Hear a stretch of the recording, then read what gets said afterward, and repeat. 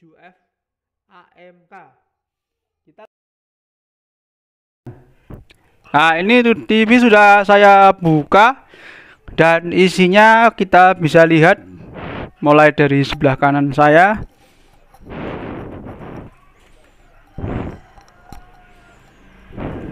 Seperti biasa, untuk yang pertama ada bagian blok power supply ya.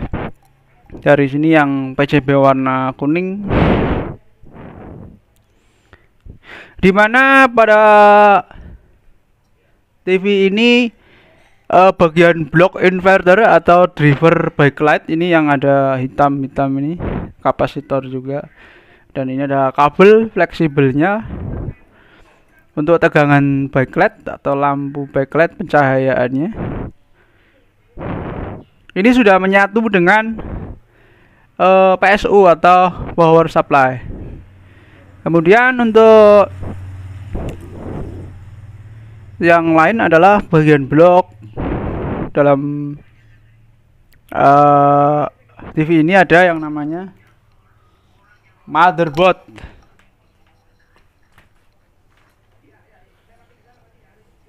Nah, ini motherboard yang warna hijau. Ya, di sini ada motherboard. Dan pada model ini T-Con atau timing control itu menyatu di dalam mainboard. Ada di sini. Ini yang kecil. Untuk IC DC-DC-nya ada di mainboard. Ini ketutup ya, jadi nanti saya jelaskan di dalam tapi nggak kelihatan.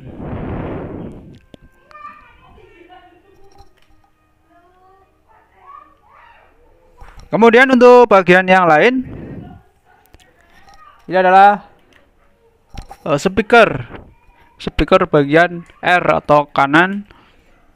Ini kebetulan pada model TV Samsung ini speakernya sangat besar sekali. Ini ada tulisan R,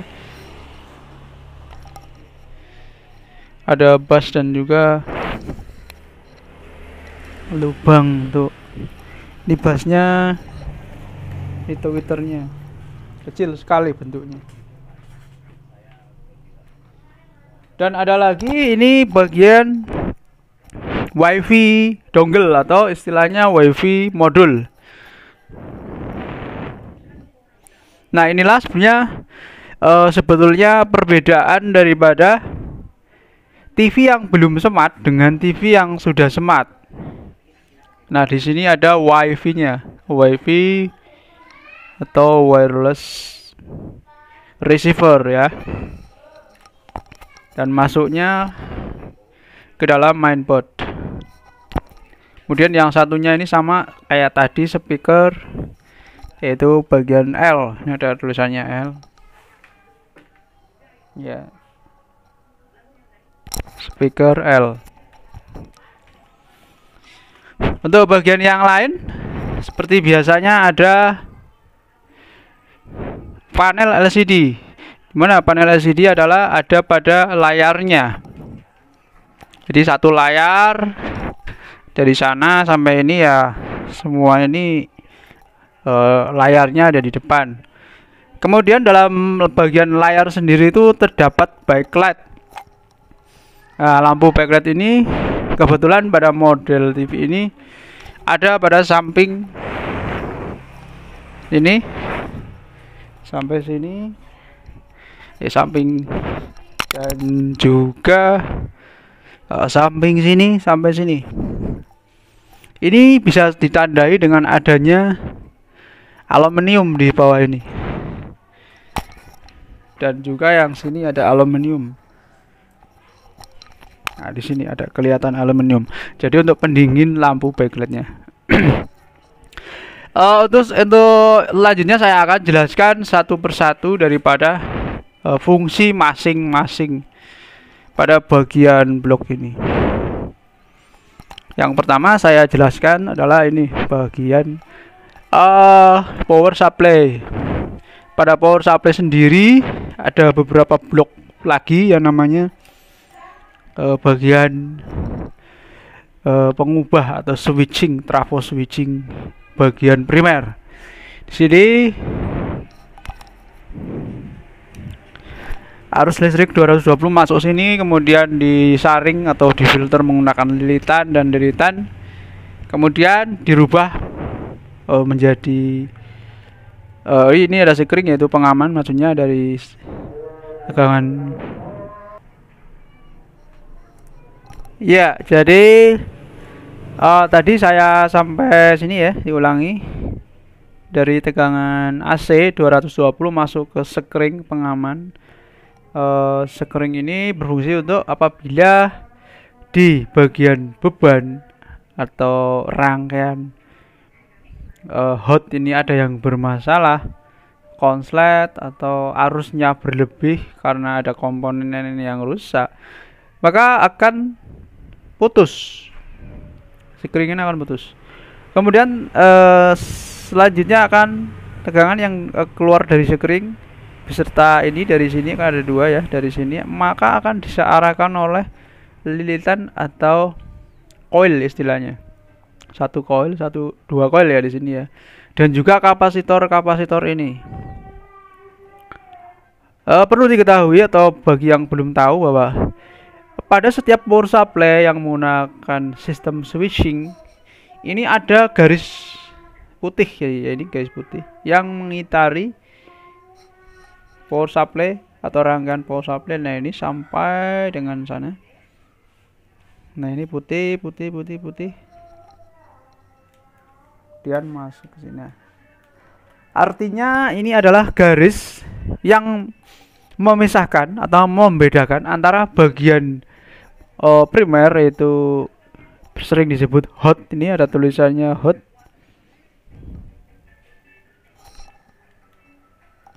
Ini hot,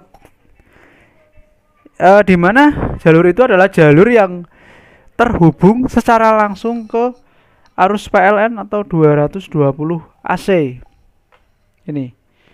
Jadi kalau kita nyentuh salah satu bagian atau jalur yang ada di dalam putih-putih ini, maka akan tersengat selayaknya kita tersetrum listrik di rumah itu. Nah, kemudian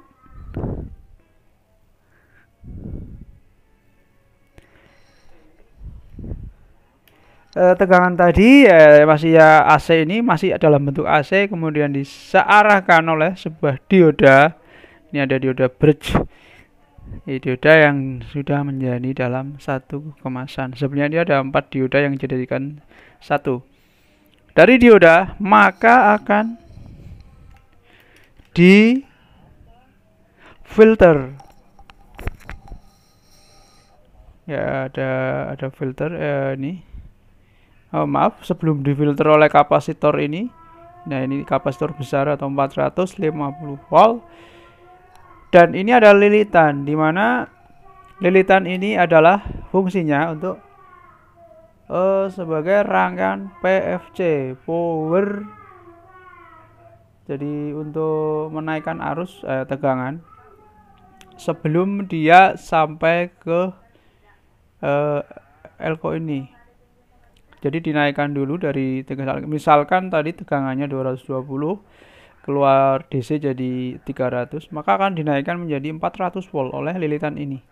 Dan lilitan ini ada penguat atau drivernya, yaitu transistor-transistor ini diantaranya.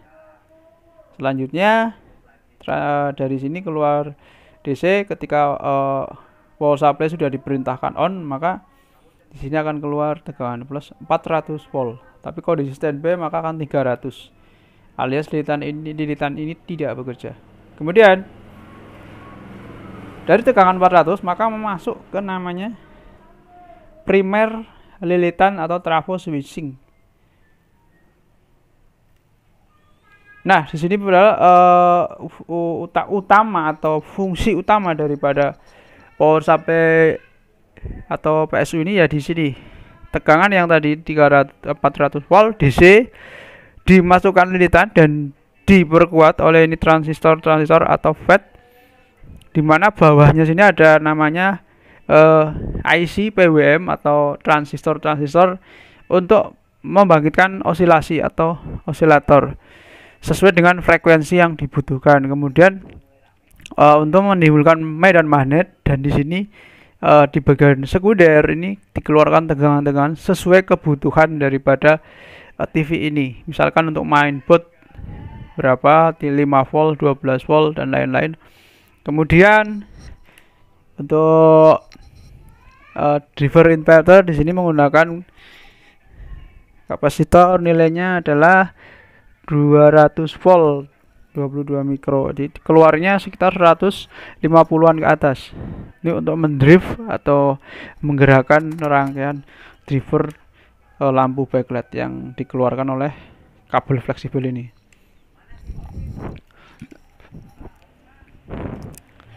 Nah, selanjutnya ini ada bagian coil atau ini tidak nyetrum. Jadi rangkaian di luar putih-putih ini tidak nyetrum. Di luar garis putih ini tidak seperti tadi, rangkaian ini hot nyetrum. Kalau coil atau coil dingin berarti tidak nyetrum. Jadi ketika kita menyentuh salah satu kaki atau jalur yang ada di coil ini nggak nyetrum. Nah, kemudian disinilah coil atau rangkaian sekunder ini mengeluarkan tegangan-tegangan diarahkan oleh dioda-dioda ini, kemudian difilter oleh kapasitor ini, dan juga ini ada ini. Kemudian nanti dimasukkan ke dalam CPU atau mainboard. Nah, di sini masuk ke mainboard. Ini ya. Ini juga. Nah, tegangan-tegangan yang dari tadi dari mainboard itu kemudian diolah sedemikian rupa sesuai kebutuhan di mainboard ini untuk mensuplai atau memberi tegangan pada rangkaian IC atau chipset atau proses. Jadi untuk memberikan tegangan ke IC prosesor ini contohnya, dan juga untuk bagian RAM atau IC memori, serta bagian ini dongle WiFi atau WiFi power.